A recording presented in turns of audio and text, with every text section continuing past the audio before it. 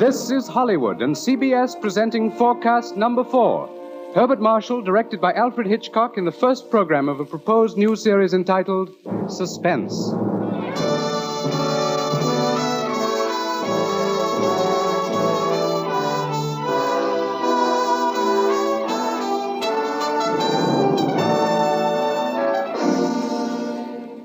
Tonight's Forecast program, ladies and gentlemen, represents the ideal form of collaboration. Mr. Alfred Hitchcock, brilliant English director of such outstanding motion pictures as The 39 Steps, Rebecca, and Foreign Correspondent, was eager to create a very special type of radio drama, the suspense story. As narrator and star for his production, he thought at once of the distinguished actor with whom he had been associated in countless British film successes, Herbert Marshall. Mr. Marshall suggested that they dramatize a certain favorite story of his. And that story happened to be the very one Mr. Hitchcock had had in mind. Mrs. Belloc Lowndes' classic in Chills, The Lodger.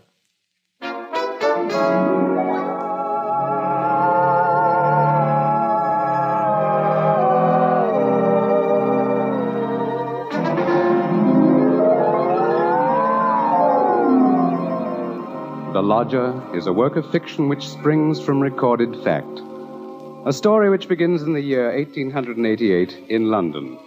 A London terrorized by the fifth in a succession of recent murders.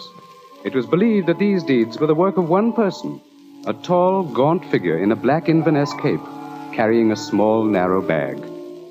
That meager description, provided by a highly unnerved witness, was the sum total of all that was known of the murderer. It was enough, however, to keep alive and alert the interest of all London, of all those in fine quarters, and all those in small, grimy houses, as, for example, Ellen Bunting. Ellen was no different from all the other middle-aged housewives dwelling in the great city's squalid Whitechapel district. She knew all the known facts of the case. As Herbert Marshall will tell you, Ellen knew it was quite proper to refer to this wielder of the knife as the Avenger.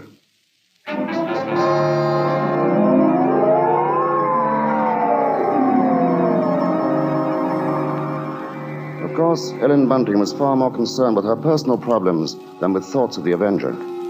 Yet the case of that strange, elusive killer quite often forced all other matters from her mind. There was that mad, meaningless scheme he seemed to follow. All his victims, for example, had been women. All had been young, attractive, and, oddly enough, blonde.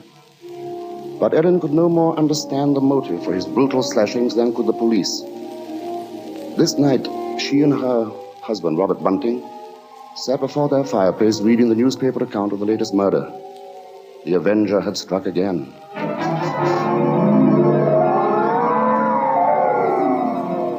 As Ellen expressed it, he might be anybody. He might be the fellow you pass on the street. Standing next to you. It's a terrible thought. Yes. If only the police had something to go on. It looks like that Avenger's just too quick for him. Look, it says here that this girl he got last night was like all the others. Pretty, blonde, and, described by her friends as a very light-hearted girl. What a pity. Did you ever stop to think who fits that to a T? In fact, fits all those girls? Why, my own Daisy. Oh, that's a horrible thought. Well, maybe it's a good thing she's with her aunt, then, instead of here. London ain't a safe place for any girl right now. Just the same, I can't help thinking how fine it'll be to have her beckoning. Now, Bunting, you know that Daisy seems just as much my own daughter as she is yours. But I'm telling you, there's no sense even thinking about having her back right now. We just can't afford it. Oh, I know that, Ellen. Only, well, maybe we could manage it some way. How? Haven't I scrimped myself half crazy trying to keep us going? But you don't care about that, do you? No, your Daisy's more important to you than I am. No, Ellen, that don't sound like you. I can't help if it don't. What are we going to do? Tell me that. We'll get along, dear. Something will turn up. Oh, we haven't had a lodger for months. Nobody even comes to look at the room anymore. Yes, but things will work out, Ellen. Oh, they ain't never going to work out. Soon we won't even have a roof over our heads and... What? Oh, I'm sorry, Robbie. I didn't mean to take on so... Oh, I know, dear, I know. It's all right. Oh, I didn't think it. It's just that I've been so worried. Well, don't you go worrying another second, old girl. Why, first thing you know, you won't be pretty anymore. You'll have your face all wrinkled. Now, I'll see here. Now, come on, now, let's see a smile. Come on, just have one smile. Leave me just alone. one smile like you used to, eh?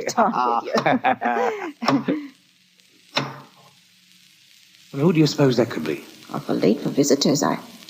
Bunting, do you think it could be somebody looking for rooms? Well, it might be. You want me to go to the door? No, I'll go. You just stay here. Yes, all right. Now, be sure you get a good look at Louise before you let them in, dear. Oh, I'm coming. Oh, I do hope it's...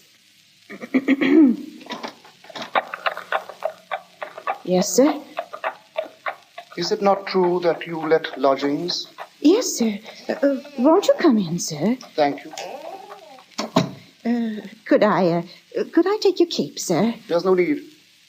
Now, I'm looking for a quiet room. It must be quiet. Oh, we have that, sir. Above all, our house is quiet. Your bag, sir. May I take it? No, I'll hold it. You'll be so good as to show me the room, please. Oh, yes, sir. It's right up these stairs, sir. This way. Thank you. You see, sir, there's just my husband and me here, and we're ever so quiet, and I'm sure you'll find this room to your liking, sir. Here we are. Now, I'll just light the gas. There. Mm-hmm. Very good. It is pleasant, isn't it, sir? And there's not many rooms with such pretty pictures, are there now? We've had them in the family for years, sir, and... Pictures interest me very little. You see, what really impresses me about the room is the very simplicity of it, the bareness. Yes, sir. It's not at all crowded, is it? It will be quite suitable, Mrs. Bunting's. Mrs. Bunting. You see, I do a great deal of studying in my book here, the Holy Bible. Yes, sir. Please, sir, let me help with your luggage. No, don't touch it. Oh, but I only wish to... Oh, you only wish to help, of course. You must forgive me, Mrs. Bunting. It's just that I'm so very weary. Of course, sir. He bringeth them to their desired haven. Beautiful words, Mrs. Bunting. Indeed they are, sir. And now at last I have found my haven of rest. Yes, sir. Then you'll be taking the room. Let us see now. What are you going to charge me? With attendance, mind.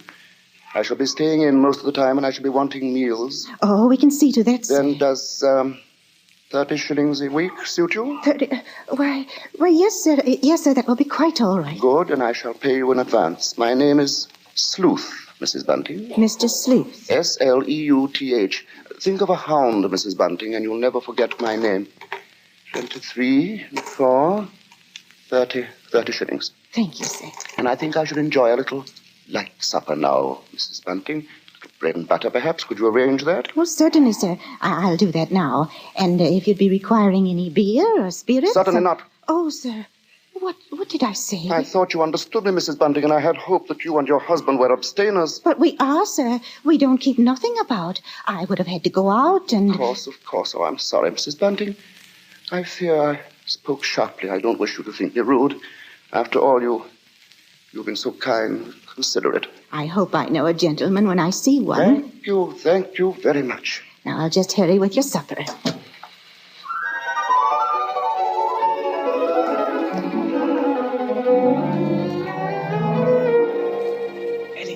Ellen, did he take the room? Oh, don't bother me now. I have to get him some supper. What did you mean? Come to the kitchen where he won't hear us. He took it, Ellen? Yes, He took the room? Yes, we're all right now. Look, 30 shillings. A week in advance. Oh, it's wonderful. Wonderful. And Ellen, do you see what this means? Yes, you can have Daisy now. Yes. Here, Bunting, warm that teapot and put some tea leaves in it. Righto. Yeah, do you know something, old girl? We're not going to worry too much about Daisy being in danger of that Avenger fella. Whatever do you mean, Robbie? Well, she's not a girl who takes a drink, you know. What's that to do with it, please? Oh, something I read in the paper while he was upstairs with the gentleman. They just found out that every one of the Avenger's victims had been drinking. They figure he must be some kind of a rabid abstainer. What a peculiar chap. Now hurry, Bunting, please. Yeah. Two thoughts only governed Ellen's mind. The lodger's light supper and her own good fortune at having such a lodger. Mr. Sleuth was an eccentric sort, but then he was such a gentleman, so quiet, so very religiously inclined. She started up a staircase to Mr. Sleuth's room, her husband at her side. It won't do no harm to be safe, though, once Grace is back in London, eh? We'll see she stays closer in the house, Well, I'll be downstairs. Hurry up with his supper, old girl.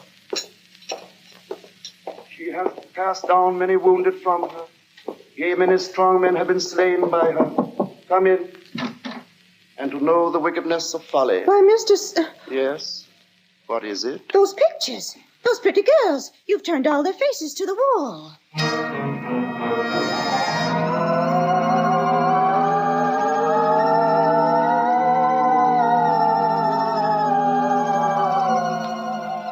And that maneuver, that strange action, was the beginning of Ellen's concern.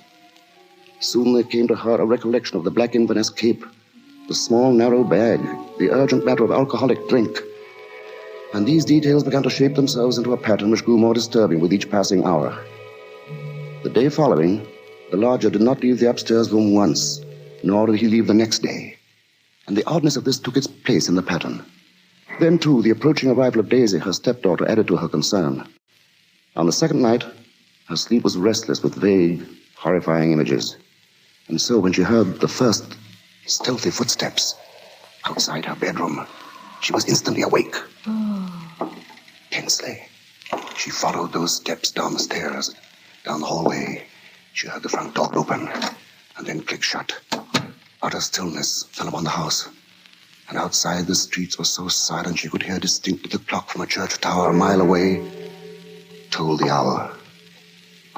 In her troubled frenzy, she pictured a lone figure plodding through the deep fog, moving quietly, stealthily, stalking, searching, finding.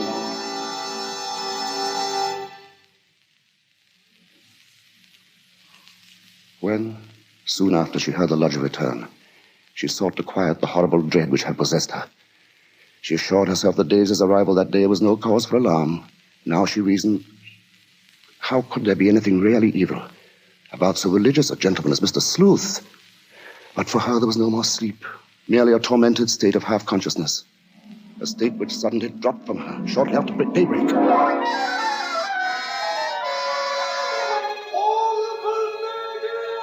Horrible murder. That was the piercing scream of a newsboy far down the street. The Avenger strikes during night! Ellen Bunting heard the boy cry out the Avenger's latest stroke, made during the night. Horrible murder in King's Cross! Avenger takes his kingdom!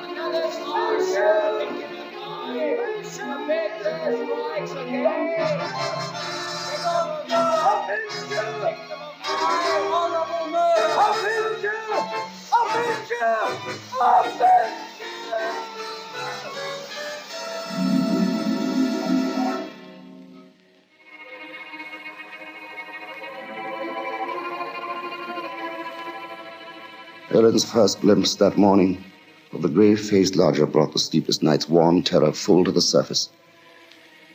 But on the next instant, she saw the pitiable, helpless weariness in his eyes, and curiously the terror began to pass.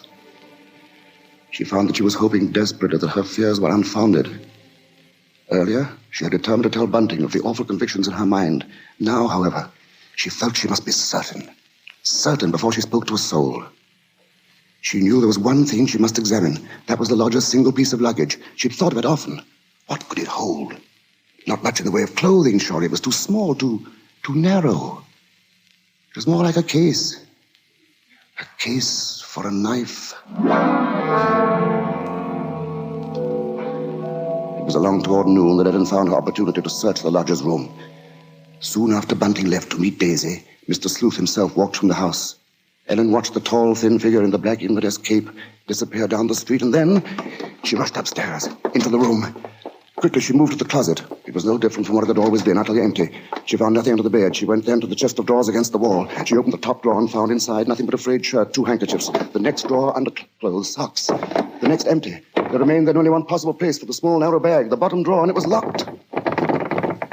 Tugging at the drawer, she heard suddenly the opening of the front door downstairs. Panic-stricken, she rushed out of the room and down the hall to the head of the stairs. Upstairs, Ellen? Ellen, Daisy's here. Oh, Mother Ellen, it's so good to see you. And oh, whatever's the matter? Yes, you've gone quite white. Oh, well, I'm all right. I wasn't expecting you so soon. Oh, you don't know how fine it is to be back, Mother Ellen. Oh, the country's all right in its way, but there's nothing like London now, is there? No, there isn't. But as long as that Avenger's about, I can see we're going to have to do something about these blonde locks, eh, Ellen? Oh, don't worry about that. I'll dye them maybe, or just pin them under my hat. Daisy, I might as well get you settled. Oh, now, Father, isn't that just like her? She's straight to the point, and no fuss. Well, I'll bet a sixpence you'll have a dust cloth in your hand before you've got your coat off. Mr. Sleuth. Mrs. Bunting, I see my door is open. Oh, we were just leaving, so we... Does this mean that all of you have been in my room? Oh, not at all, sir. What must I do? Keep it locked? But you see, sir, I was just tidying up a bit, and Mr. Bunting, he brought his daughter up, sir. She just arrived.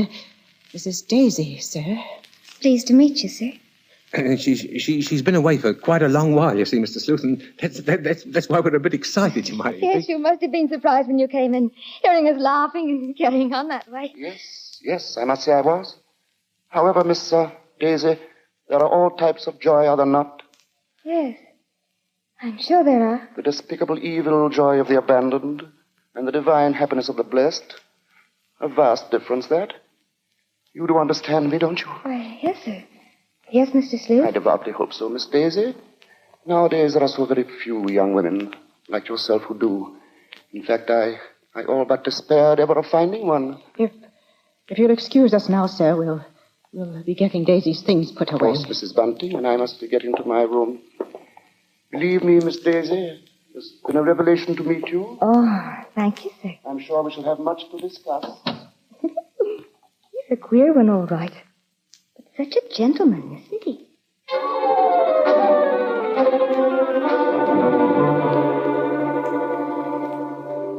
At that moment, Ellen had been determined to pour out her terrible knowledge, and then the moment passed by. She told herself that perhaps the past few days had been nothing more than a grim illusion, a tormenting play of imagination. She would wait then until she had attended the coroner's inquest into the last Avenger murder. There, perhaps, she could hear evidence to disprove all her fears, to assure her there was no earthly harm in Daisy being so near the lodger. This was her gravest concern now, for on the next day, Mr. Sleuth made it a point to see the girl more than once. And fearfully, Ellen saw that Daisy welcomed his visits. As Ellen was preparing to step out to the inquest, she heard once more the voices of her stepdaughter and the lodger coming to her through the kitchen door. She hesitated before entering. Tense. Strangely apprehensive. I do believe, Mrs. Sleuth, I've never known a gentleman with such funny ideas. Oh, Mother Ellen, you should hear what Mr. Sleuth was just saying. Perhaps, Daisy, you would excuse yourself and... He thinks people, and especially girls, should spend all their time praying. I sought to explain, Mrs. Bunting, that all women are placed on this earth filled with evil. They therefore must struggle constantly to find the paths of righteousness. Why, Mr. Sleuth, you mean a girl's not to enjoy life at all? Not to have fun? Frivolity, my child, is the devil's breeding ground, and all his implements are there. Temptation, pleasure, wine. Oh, that's crazy. Well, there's nothing I like better than a glass of wine, and I'm not... You drink. She didn't know what she was saying, Mr. Sleuth. Just a child, and Daisy, you'd better go now. But I didn't say nothing wrong. What's the harm in a glass of wine? She lieth in wait as for a prey, and increaseth the transgressors among men. Why, I don't know what you mean. I never heard such nonsense. You call Holy Scripture nonsense? So what I prayed against is true. You are beyond salvation. That's not so. I'm a good girl, I am, and I won't have you saying that. Daisy, go into the front room. It's quite all right, Mrs. Bunting. I must be going upstairs anyway. I'm used to being misunderstood, you know. People never realize that my efforts are simply for the greater good of humanity. Of course, sir. And that the power on high will direct my hand toward the expulsion of all evil. Daisy, listen to me. Yes? I've got to tell you about... About what, Mother Ellen? Nothing. I've got to go out for a while now. I'll be back.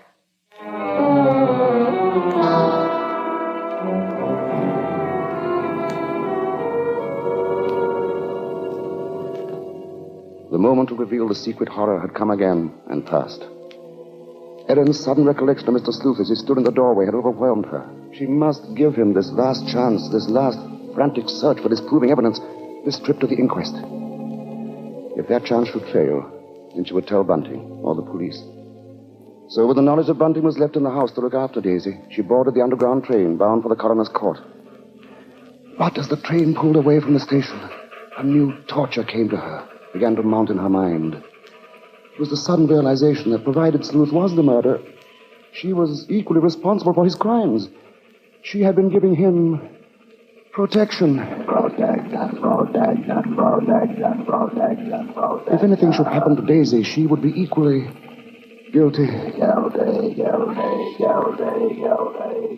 Fully as guilty as the Avenger.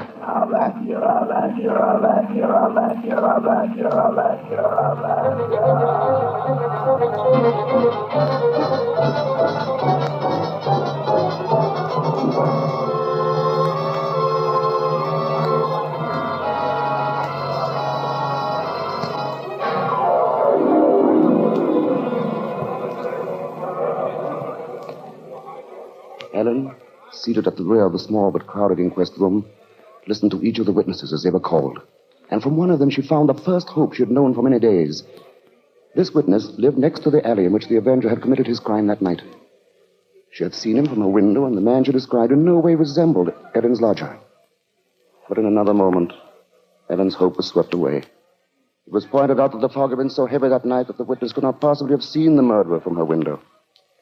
She left the stand, replaced by a Mr. Cannot. This elderly gentleman was certain that he had not only seen, but talked with the Avenger. It was in Regent's Park, he testified, only a few moments before... A few moments before the murder, Mr. Coroner, when I saw him. He was quite a tall man, very gaunt-looking, and carrying a handbag. A handbag, you say? Yes, a small, narrow one.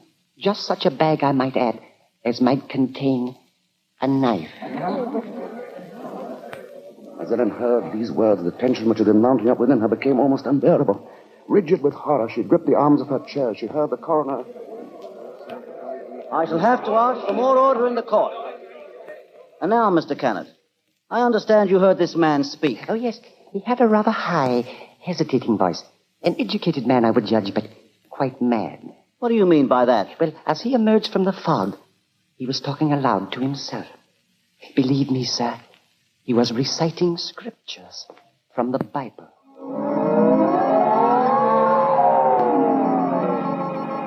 Scriptures from the Bible. Horrified, Ellen rose from her seat, only half hearing the confusion about her. Are you asking us to believe? I would say, Mr. Cannot, that the man we're looking for would be least of all a religious man. And that's where you're in error, Mr. Coroner. The religious note is the very key to the case. Very interesting. That'll be all, Mr. Cannot. Just a moment, sir. Don't you understand? The man you're after must be a religious maniac.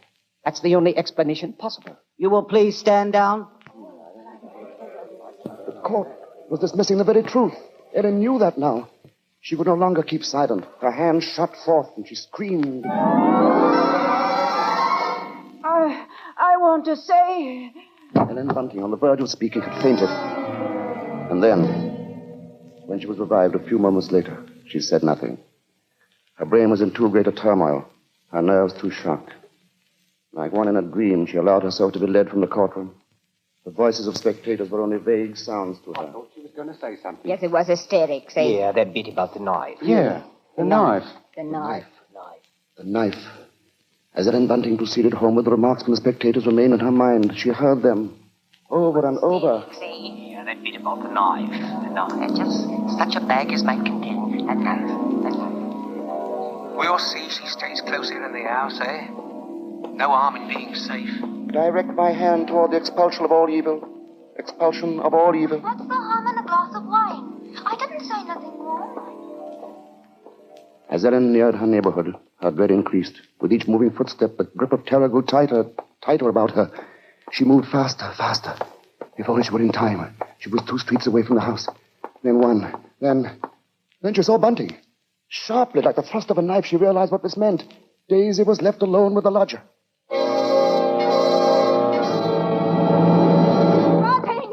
Bunting! Yes, Ellen? What is it? Oh, Bunting, tell me, Bunting. Where's Daisy? Where is she? I say, where? Why, at home. Oh, listen to me. Try to understand. Sleuth is the Avenger. What are you saying? Oh, Lodger, he's the Avenger, Bunting. Oh, but there's no time for that. Daisy's in danger. Hurry! Hurry! Yes. Daisy! Daisy!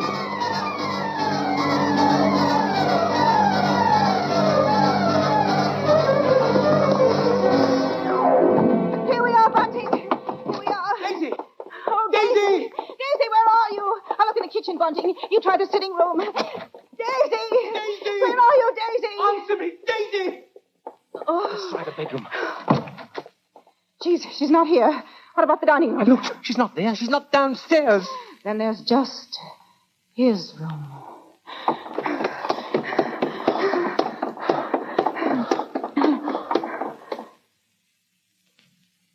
Go on. Open the door.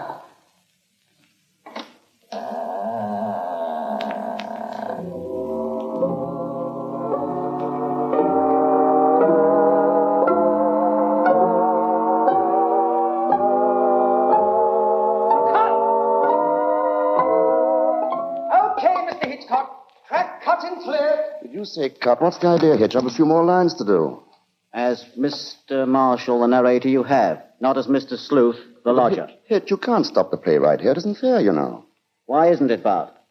What more is there to say? But Mr. Hitchcock, won't people want to know what Bunting and me found in the room? All right, Ellen. What precisely did you find? Well, nothing, sir. There. You see? Nothing. No lodger, no Bible. And that locked dresser drawer. What about that? We unlocked it, sir. And what was in it? Nothing, sir. You are certain, Mrs. Bunting? Oh, you gave me quite a turn, Mr. Mr. Marshall. Yes, sir, I'm sure, sir. There was nothing. Well, begging your pardon, Mr. Hitchcock, but don't you think we'd better just mention about Daisy? I don't know, Bunting. What do you think we ought to say? Oh, just that the reason she wasn't in the house when Ellen and me got there was, well, she'd gone out for a walk, that's all. Did she enjoy it? Oh, very much, sir. Made it to King's Cross and back in just under an hour, sir. Splendid time, Bunting. Well, there you are, Bart. There's the story. Now, wait a minute, Mr. Hitchcock. You can't do that. That's not the story. Of course it's not. Now, look here, Hitch. Here's the fellow who composed and conducted all our music, Wilbur Hatch. He wants to know about this, too. Everybody does. All right, Bart. What is it they want to know? What became of Mr. Sleuth? Oh, him. Why, he left that afternoon. They never saw him again. And now I think we ought to say something about the Columbia forecast Mr. Hitchcock, so far. sir, will you please... Stop him, Mr. Marshall. Hitch, listen to me. Yes? What is it? They want to know when the Avenger finally was caught. Oh, well, let me ask you something, Bart. Are you acquainted with Loretta Young? Yes, what's that got to do with it? Well, in next week's Columbia preview series, Miss Young will take the starring role in the drama of an American Red Cross nurse. That's good news, isn't it? Oh, that's great. But now listen, Hitch, you've just got to tell that audience exactly when and how Mr. Sleuth was caught. Caught? Why on earth should he be caught? Why? Well, he was the Avenger, wasn't he? Was he?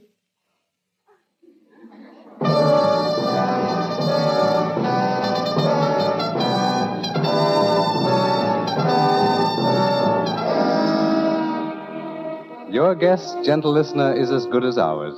Even Mrs. Belloc Lowndes, who wrote the novel, isn't entirely sure. For his masterful direction, our thanks to Alfred Hitchcock, whose latest pictures are David O. Selznick's Rebecca and Walter Wanger's Foreign Correspondent. For his superb characterization of Mr. Sleuth, our thanks to Herbert Marshall. And our thanks to the outstanding British character actor who tonight portrayed the role of Bunting, Edmund Gwen. If you liked tonight's program and want to hear more in the same highly original Hitchcock vein, radio versions of The Lady Vanishes and The 39 Steps, for example, write to CBS and tell us so. Your interest will help bring Suspense to the air as a weekly feature.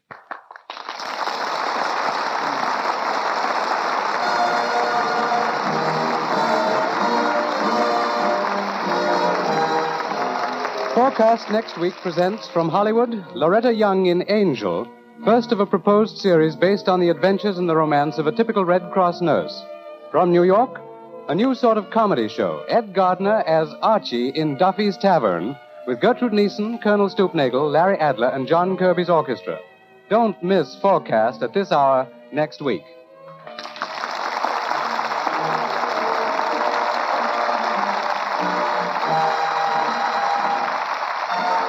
Thomas Freebanks speaking. This is the Columbia Broadcasting System.